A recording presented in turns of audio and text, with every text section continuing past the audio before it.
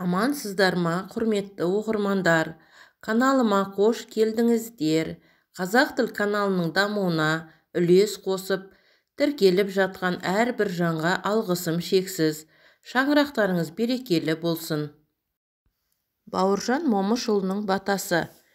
Иллахи Худая, тілегімізді қабыл ет, иманымызды кәміл ет, дозақтың отынан сақта, қаңғыған оқтан сақта, парақор соттан сақта, кірлі сумен жуыстан сақта, ынтымақсыз туыстан сақта, қара жүрек батылдан сақта, көк долы қатыннан сақта, адамды қадірлемес есерден сақта, нанды басқан кесірден сақта, татымсыз қызыңнан сақта, ұятсыз ұлыңнан сақта, қайырымсыз жекжаттан сақта, жалқау бала тек жат тексізден сақта, түнере атқан таңнан сақта, жаңбырсыз шаңнан сақта, жастарында әдеп жоқ, өлгеніне бәтуа жоқ, құр айғай, шат шәлекей даңнан сақта.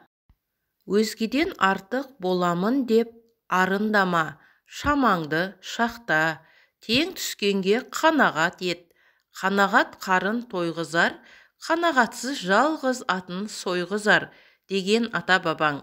Бірақ тепкіге төзбе, ешқашан аяққа басылмағын.